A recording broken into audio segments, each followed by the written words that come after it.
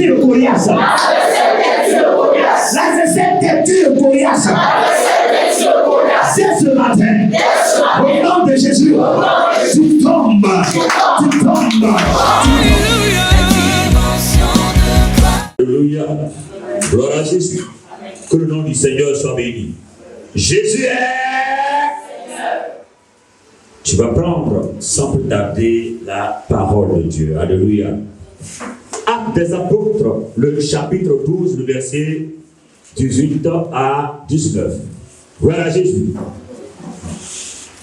Je lis la parole de Dieu. Quand il fit jour, les soldats furent dans une grande agitation pour savoir ce que Pierre était devenu. Hérode s'étant mis à sa recherche, n'ayant pas trouvé, interrogea les gardes et donna l'ordre de le mener au supplice. Ensuite, il descendit de la Judée à César pour y séjourner. Gloire à Jésus. Seigneur, merci de nous faire du bien. Conduis toutes choses à la gloire de ton nom. Manifeste ta fidélité dans notre vie. Au nom de Jésus-Christ. Amen. Amen. Gloire à Jésus. Amen. Gloire à Jésus. Amen. Voilà, je ne vous sens pas ce matin. Qu'est-ce qui n'a pas marché? Gloire à Jésus-Christ. Voilà. Soyez vivants, soyez vivantes. Que le nom du Seigneur soit béni. Notre message de ce matin a pour thème comment bouleverser nos adversaires coriaces. Comment est-ce qu'on peut bouleverser nos adversaires coriaces, têtus, tenaces? Comment est-ce qu'on peut les bouleverser? Comment est-ce qu'on peut les renverser? Alléluia. Je suis convaincu que tu suis ce message jusqu'à la fin et tu comprends la profondeur. Quelque chose de nouveau arrivera non seulement dans ta vie, mais au sein de l'Église même. Alléluia. Amen. Que le nom du Seigneur soit béni. Alors, bien-aimés, le texte que nous venons de lire, ce chapitre nous montre un mode d'emploi. Amen, amen. Le mode d'emploi, comment s'aimer le trouble dans le camp de l'adversaire. Comment est-ce qu'on peut s'aimer le trouble? Notre adversaire, le diable, qui rôde comme un lion rugissant, cherchant qui il dévorera. Comment est-ce qu'on peut s'aimer le trouble dans son camp? Parce que ce dernier, je dirais, cherche à profiter de toute circonstance, de toute situation, pour pouvoir terrifier les enfants de Dieu sur cette terre. Il cherche toujours les moyens pour faire du mal aux enfants de Dieu sur la terre.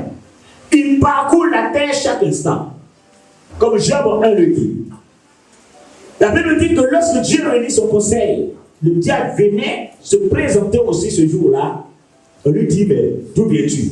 Il dit, je viens de parcourir toute la terre. Alléluia. Je viens de parcourir toute la terre. Donc il parcourt la terre afin de remarquer ceux qui servent réellement Dieu, ceux qui aiment Dieu, ceux qui s'attachent réellement au Seigneur. Amen. Au point où le Seigneur lui demande, as-tu remarqué mon serviteur Job? Il dit, oui, je l'ai remarqué. Amen. Satan te connaît. Il te connaît. Il parcourt la terre pour remarquer tout le monde. Tous ceux qui sont fidèles à Dieu, tous ceux qui aiment Dieu, tous ceux qui veulent réellement servir Dieu. Alors, le Seigneur nous donne aussi un mot d'emploi pour semer la confusion dans son camp, pour semer le trouble dans son camp. Gloire à Jésus. Le texte que nous venons de lire est jubilatoire. Parce qu'il se termine par la confusion dans le camp de l'ennemi. Amen, amen. La Bible dit que Pierre, avant même que Pierre ne soit saisi et mis en prison, Hérode avait commencé à terrifier, à perturber l'église de Jésus-Christ. Au temps des apôtres, il avait commencé à perturber l'église. Il avait commencé à persécuter persécuté l'église. Alléluia. Et dans cette persécution, il a attrapé Jacques, le frère de Jean. Jean, l'apôtre que Jésus-Christ aimait beaucoup, avait un de ses frères qui s'appelait Jacques. Amen. Il a été attrapé. Il a été découpé. Hey. Tu aimes Dieu? Est-ce que tu es prêt jusqu'à mourir pour ce Dieu? On l'attrape, c'est un apôtre. Il craint Jésus, il sert le Seigneur, il adore le Seigneur. On l'a découpé à épée. Après qu'il finit de découper, Jacques, la Bible dit que les Juifs étaient heureux. Voilà. Enfin, nous sommes heureux de voir que quelqu'un s'est levé contre ce type-là. Enfin, nous sommes contents qu'ils se sont levés contre eux.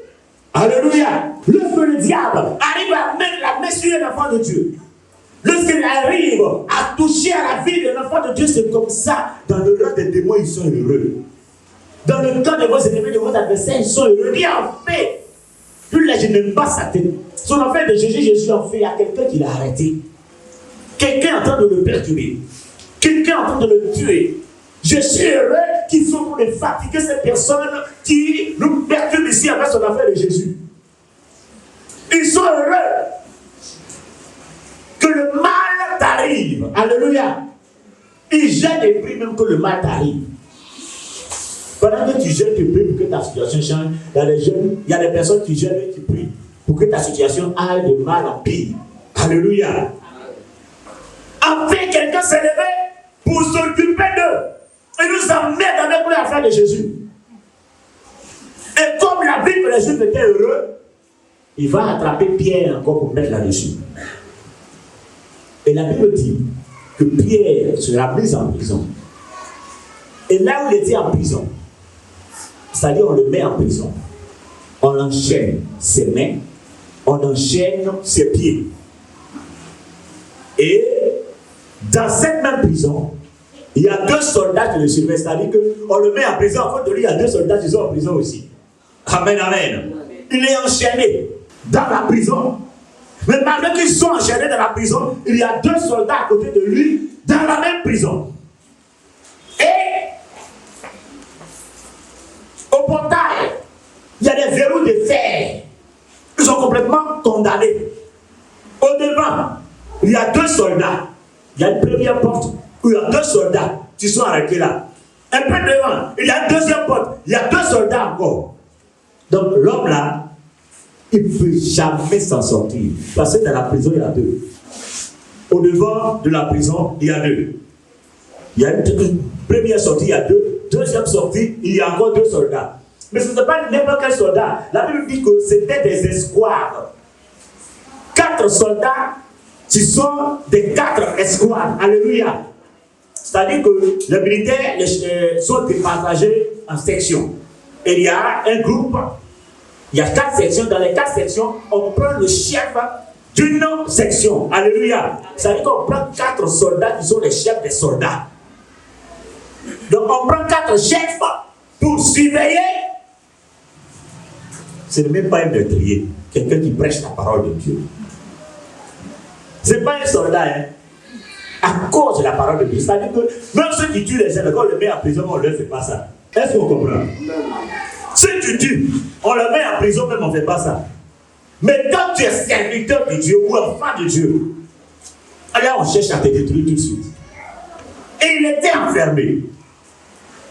Vous savez, lorsque le diable arrive à mettre la main sur un enfant de Dieu, il veut tellement le détruire. Et il te met dans une situation où il sait que tu ne vas jamais s'en sortir, selon lui. Amen, amen. Lorsque le diable te met dans une situation, dans les circonstances, il œuvre à ce que tu ne t'en sortes jamais. C'est pourquoi tu pries, tu pries, tu pries, tu pries, tu pries. C'est pas un petit combat, c'est en train de mener. Pour lui, il y avait 6 soldats. On t'enchaîne, et puis il y a 2 soldats dedans.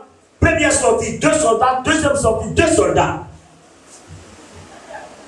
Alléluia. Pendant que tu es enchaîné, peut-être que pour toi, ils sont 10. Amen, amen. Peut-être pour toi, ils ont 1000. C'est pourquoi depuis que tu pries, ça ne finit pas. Parce que ce n'est pas un petit combat que tu mènes. On ne mène pas tous les mêmes combats. On n'a pas tous les mêmes esprits. On ne combat pas tous les mêmes esprits. Il y a des personnes qui prient un peu, ça s'est décanté. Ce ne sont pas les mêmes esprits qui nous combattent. Ce ne sont pas les mêmes esprits. Gloire à Jésus. Donc pour toi, si tu as pris ta sortie, il ne faut pas dire alors c'est pas elle qui prie parce que ta situation est comme ça. Peut-être même que la personne prie plus que toi. Mais vous ne vivez pas les mêmes réalités. Alléluia. Vous ne vivez pas les mêmes réalités, donc ne commence pas à tout monde. C'est parce que tu ne pries pas. Lorsque certaines personnes vivent la situation difficile, non, c'est parce que toi tu ne connais pas Dieu. Oh, c'est parce que toi tu n'as pas la foi. Peut-être que la personne a tellement plus de foi que toi. Mais vous ne vivez pas les mêmes réalités. Vous ne vivez pas les mêmes situations. Gloire à Jésus.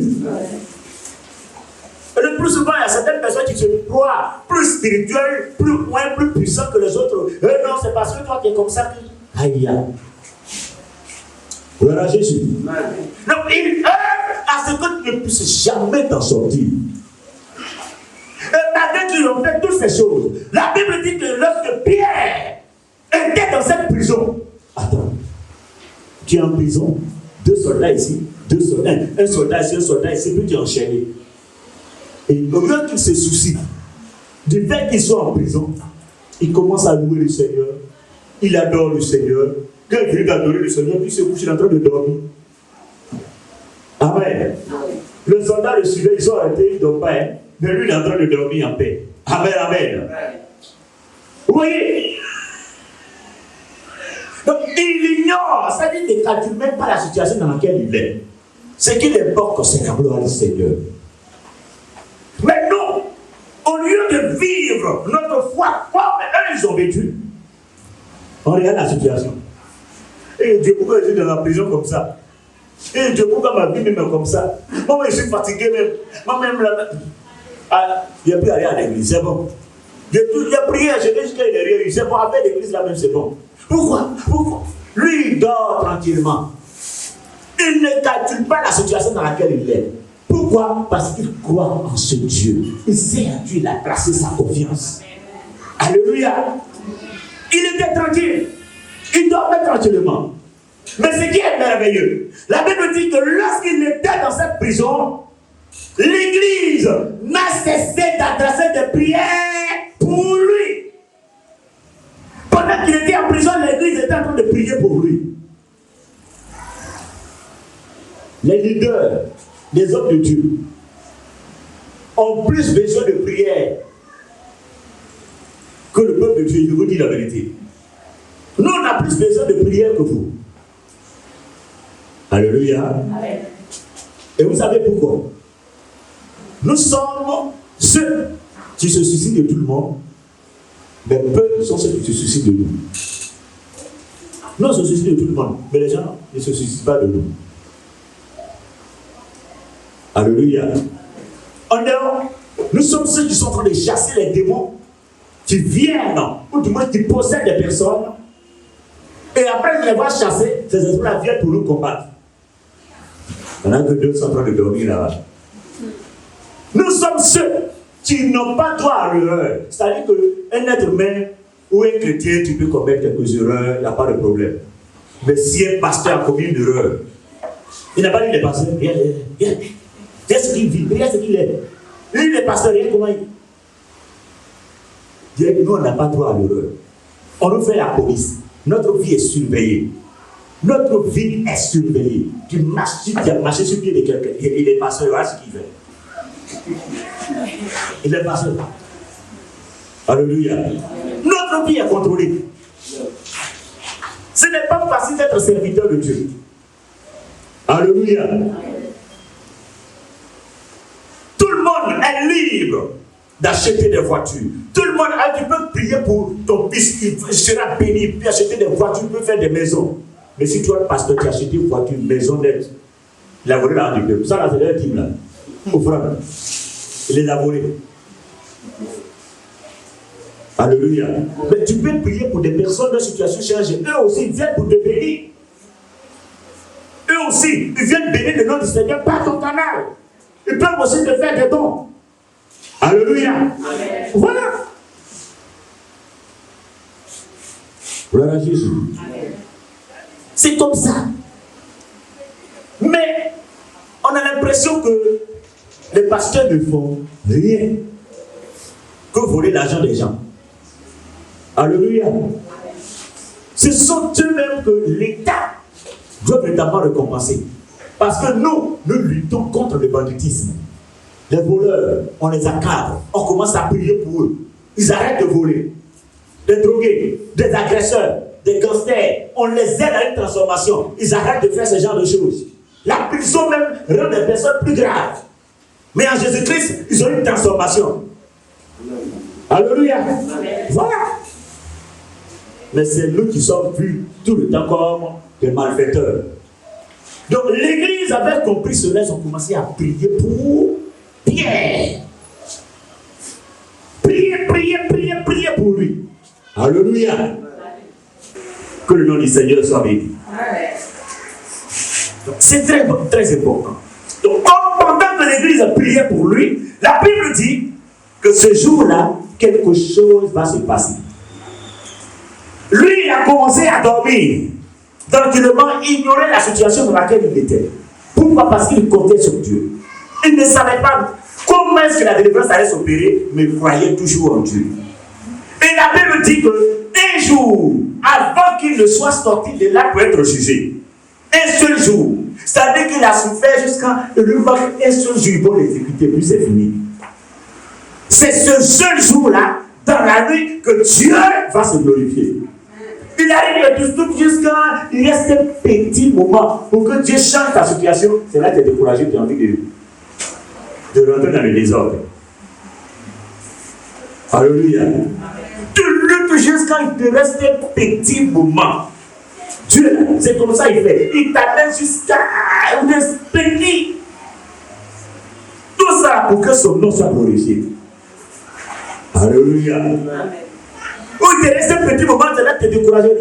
C'est pas la peine, c'est bon. Je suis fatigué. C'est qu'elle a fait ça. Hein?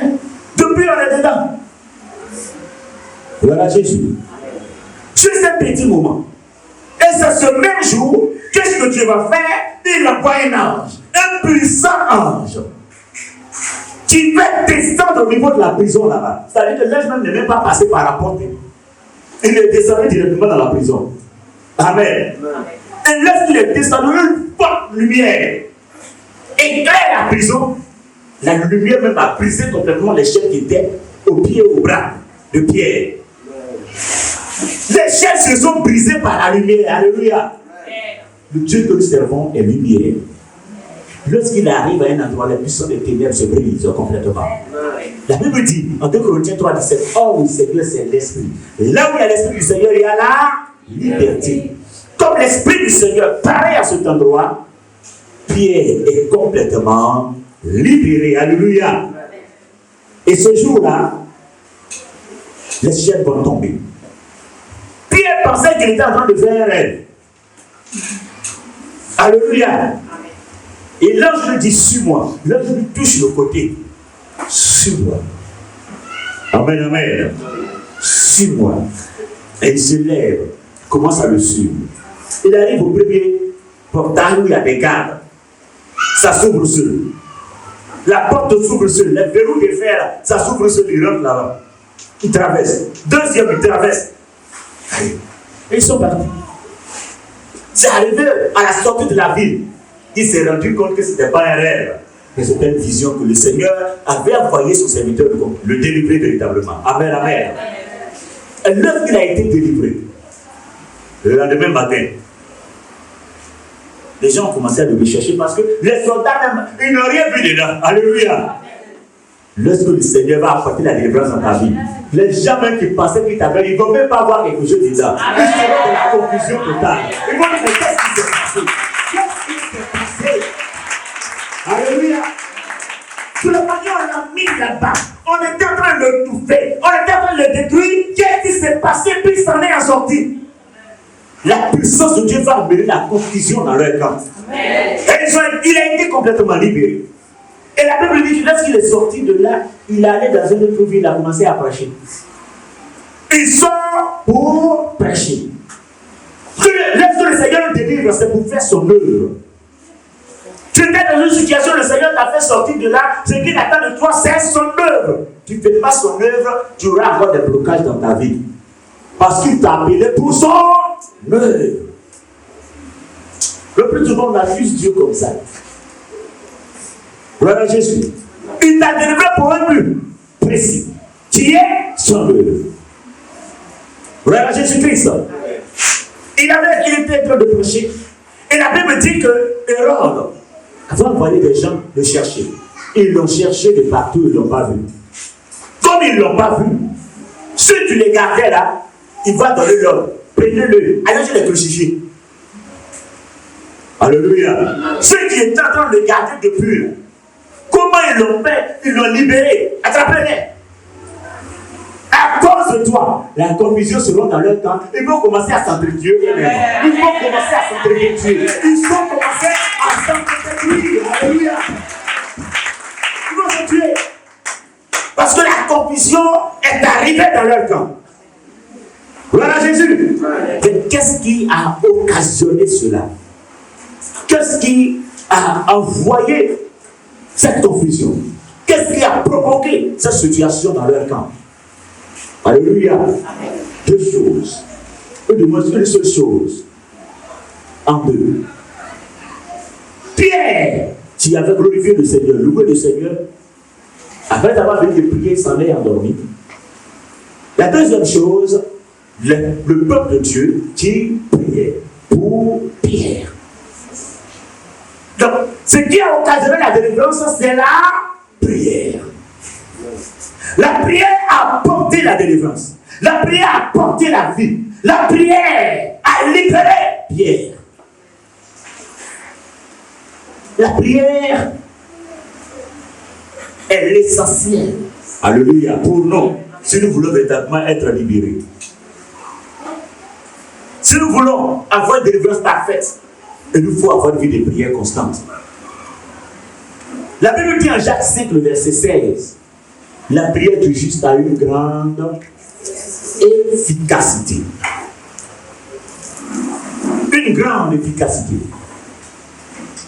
La prière, c'est une requête, c'est une supplication. Donc la prière du juste, qui est le juste? C'est la personne justifiée par Christ. La personne est régénérée, nettoyée, lavée, purifiée par Christ. La personne déclarée juste par Jésus-Christ. C'est-à-dire que tu n'es pas juste par tes propres œuvres. Tu n'es pas juste parce que tu te comportes bien. C'est très bien de bien te comporter, mais c'est Christ qui te déclare juste. Alléluia. Et cette personne, sa prière a une grande efficacité. Ce n'est pas n'importe quelle prière.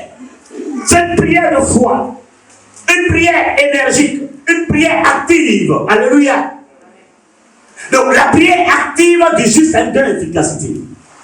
La prière énergique, la prière de foi a une grande efficacité. Gloire à Jésus. Une personne qui fait une prière fervente en fondant ta foi en Jésus-Christ. Cette prière peut décanter des situations extraordinaires. Cette prière te produit force et puissance pour amener la délivrance. Cette prière accomplit beaucoup de choses dans la vie de l'enfant de Dieu. Gloire à Jésus. Une telle prière énergique, une prière comme ce que les apôtres ont fait, comme ce que le peuple de Dieu a fait pour Pierre. Une telle prière fait fuir l'ennemi, fait fuir l'adversaire. Une telle prière guérit les malades, ressuscite même les morts. Une telle prière apporte la restauration là où il y avait la sécheresse, la déchéance. Une telle prière, alléluia, délivre l'opprimé. Une telle prière détruit les passions qui sont en nous. Gloire à Jésus. Une telle prière libère les captifs. Je veux vous inviter à faire de telles prières lorsque nous sommes face à une situation difficile. La solution n'est pas de pleurer. La solution n'est pas de se lamenter. Pierre Vous pouvez rester là et se lamenter tout le temps. Oh, je veux comment, ma situation là, je suis foutu, je suis fichu, comment je vais m'en sortir? Me voici dans une prison, je suis complètement scellé. Pas de chaînes, il y a encore des soldats, comment je vais m'en sortir? Peu importe l'endroit, le plus loin que le diable t'a emmené, le Seigneur est toujours capable de te faire sortir de là. Peu importe la difficulté dans laquelle le diable t'a mis, le Seigneur est capable de te faire sortir de là. Peu importe la ténacité de la situation dans laquelle tu es, le Seigneur est capable de te faire sortir de là. Alléluia. Il est le Dieu capable. Alléluia. Il est le Dieu capable. Il est le Dieu capable. Job 42, verset 2. Il dit, je reconnais que tu peux tout. Rien ne peut se poser à ta pensée. Rien ne peut se poser à ta volonté. Je reconnais que tu peux tout. Tu peux tout. Rien ne peut s'opposer à ta pensée. Et quelle est la pensée de Dieu pour toi? Et que tu ailles de l'avant. Et que ta vie change. Et que les choses évoluent. Mais au lieu de te lever, au lieu d'être révolté, au lieu de prier avec vie, on est découragé. On dort, on est complètement dans la terreur, ça ne te sauvera pas. Gloire au Seigneur.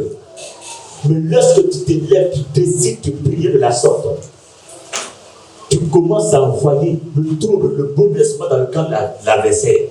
Il commence à être dans la confusion. Ils étaient complètement agités. La Bible dit, ils étaient dans l'agitation. Où il est? Alors, comment il a fait pour s'en sortir? La situation dans laquelle le Seigneur a permis que tu sois, c'est pour que par ta délivrance, les gens soient complètement agités. Par ta délivrance, les gens sont complètement bouleversés. Par ta délivrance, ceux qui ne croyaient pas en toi disent, mais comment est-ce qu'il a pu s'en sortir? Qu'est-ce qui s'est passé? Alors tu diras, c'est Jésus qui a fait cela pour moi. C'est Jésus qui a fait cela pour moi. C'est Jésus qui a fait cela pour moi. C'est Jésus. Alléluia. Alors arrêtez de vous soucier. La peur est souvent l'allié du diable. Je vous dis la vérité. La peur est souvent l'allié du diable. Parce que lorsqu'on a peur, cette peur va te pousser à commettre des erreurs. Parce que la peur va engendrer les doutes dans ton esprit. J'ai peur de m'en sortir. J'ai peur que ma vie reste là comme ça. J'ai peur de ne pas pouvoir me marier. J'ai peur pour mes enfants. J'ai peur. Vu mon âge avancé, je vais devenir qui encore? J'ai peur. Mais l'âge ne fait rien face au Seigneur. C'est lui qui est le maître des temps et des circonstances. Il est capable de changer toutes choses en un clin d'œil. À 600 ans, nous refaisions encore enfant. Gloire à Jésus. Vendredi, j'ai reçu une dame ici. Gloire au Seigneur. Elle prie. C'est pas qu'elle prie pas. Elle prie. Elle aime Dieu. Mais, malheureusement, comme elle n'a pas été suffisamment mieux orientée, elle a été complètement désorientée, ça a bouleversé sa vie. Gloire à Jésus-Christ. Qu'est-ce qui s'est passé complètement avec cette dame? Depuis qu'elle était plus jeune, il y a des prophéties qui sont sorties. Qu'elle allait épouser un homme blanc. Parce qu'elle est grande, elle me dépasse de taille. Puis elle est en forme. Oh, c'est un blanc. Au moins 3 hommes de Dieu comme ça prophétisé, elle allait se marier à un blanc. Donc, elle attendait son blanc. Tous les noirs qui viennent. Blanc. Blanc. Blanc. Blanc. Gloire au Seigneur. De ces hommes de Dieu qui prophétisent par la forme et la taille d'une personne. En fait, les prophéties qui ont été livrées n'étaient pas selon que Dieu avait révélé. Mais elles ont été livrées par rapport à la forme, la taille de la fille. Comme ils l'ont vu et lancé, et que les blancs aiment généralement les filles et lancées automatiquement, Dieu me dit, ton mari là c'est un blanc. Ce n'est pas parce que je suis mince, grand détail, que forcément je vais épouser blanc. Alléluia. Mais lui ont mis dans la tête que blanc. Elle a été désorientée comme ça. Et elle aussi, elle avait pris un engagement de ne jamais aller avec un homme tant qu'elle ne va pas dans le mariage. C'est un très bon engagement. Bravo Seigneur. Vous avez quel âge elle a? 45 ans. Et elle est vierge. Elle est déboussolée, détruite, désorientée, bouleversée. Elle est complètement renversée même. Attends. Les prophéties qui ont été données, quand elle dit depuis, ça ne s'est pas réalisé. Alors que j'ai prié pour elle de cet esprit de Dieu, j'avais rencontré un monsieur qui avait en ce moment qui avait 24 ans. Le monsieur qui courait après. Il lui a dit tout simplement que toi, Dieu a dit que c'est blanc, tu la chasses. Le monsieur est allé se marier avec une autre personne. La relation n'a pas fonctionné. Actuellement, il a 2 enfants. Ce monsieur-là, l'homme selon la volonté objective de Dieu, c'est cet homme. Alléluia. Il a dit, effectivement, il a rencontré un monsieur comme ça. Il l'a chassé. Le monsieur, il a été avec une femme, ils ont eu 2 enfants, ça n'a pas fonctionné. Et ça fait juste quelques jours que le monsieur l'a recontacté, il dit, il veut d'elle à nouveau. Amen. Gloire au Seigneur. Amen. Il a dit, ok, voilà l'affaire. Tu attends blanc ou bien tu te lances? Alléluia. Ah. Maintenant, comment il fait comprendre que ce n'est pas blanc? Et quand les gens avaient désorienté, et j'ai attendu jusqu'à blanc. Viens pas. Viens pas le noir. Alléluia. Vous voyez, c'est pas facile. Gloire à Jésus. Attends. Une femme, tu travailles, tu es bien payé, tu me dépasses de table, noir, ciré, propre. Alléluia. Et 45 ans vierge. C'est-à-dire que, à quel moment où elle est là, si ce n'est pas la grâce de Dieu, elle va plus faire enfant. Parce qu'elle a atteint la ménopause. Elle a une prophétie qui l'a désorientée. Alléluia. C'est pas facile l'œuvre de Dieu. C'est vrai que c'est une prophétie qui l'a désorientée.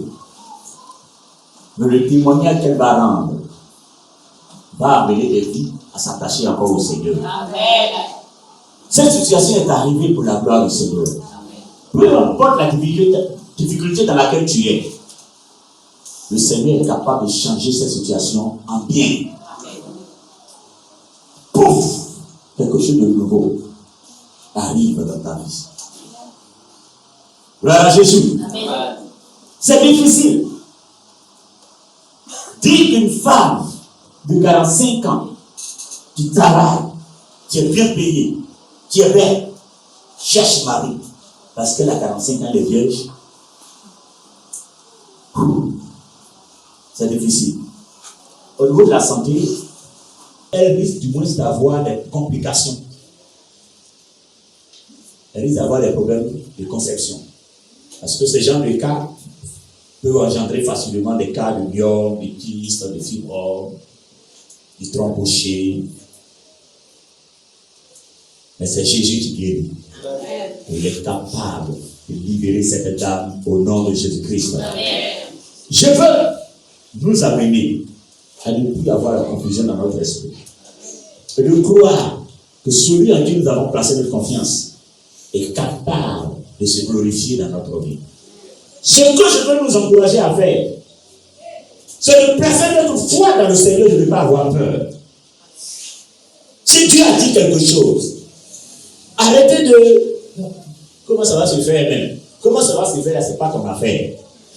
Alléluia. Ce qui est pour toi, c'est qu'il l'a dit. Donc laisse Dieu te surprendre. Alléluia. C'est à toi de laisser le Seigneur te surprendre. Mais c'est toi qui veux surprendre Dieu.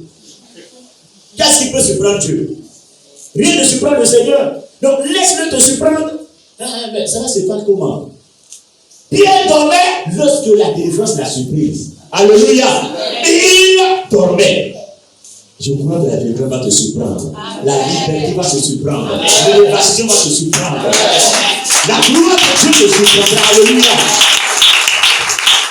Le Seigneur te surprendra, peu importe la situation dans laquelle tu te trouves.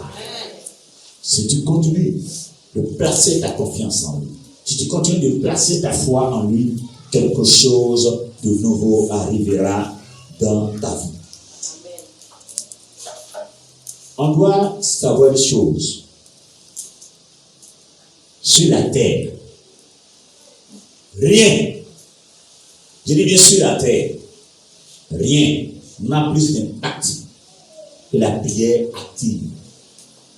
Rien n'a plus d'impact que la prière vivante.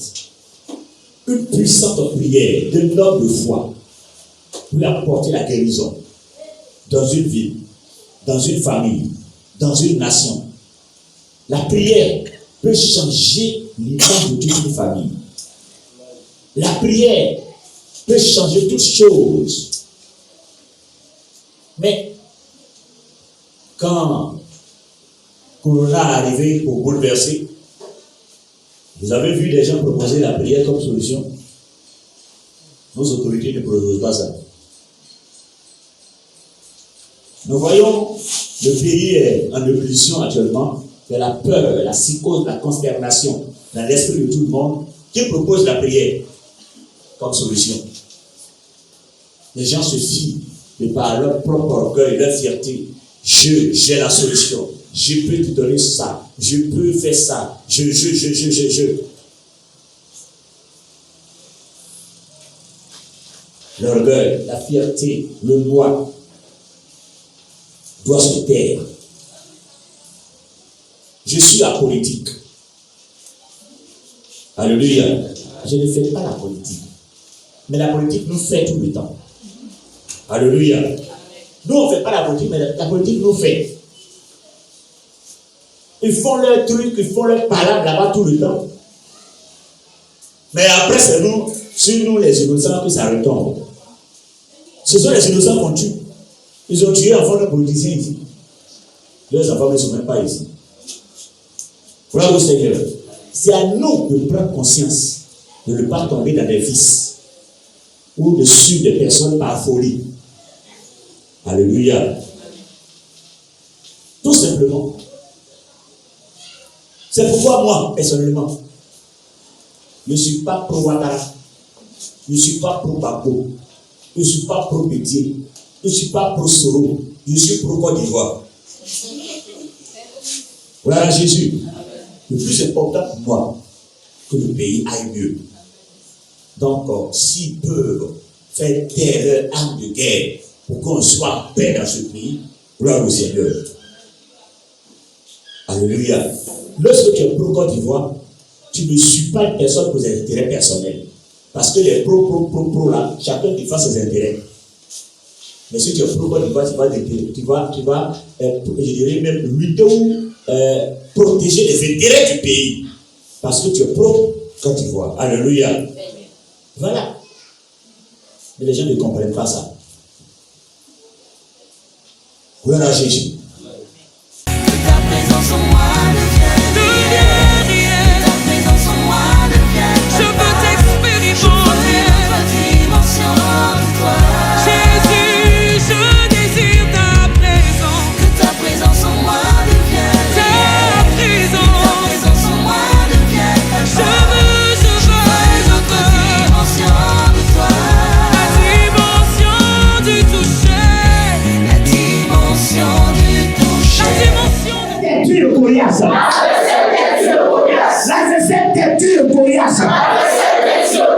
C'est ce matin, au nom de Jésus, tu tombes,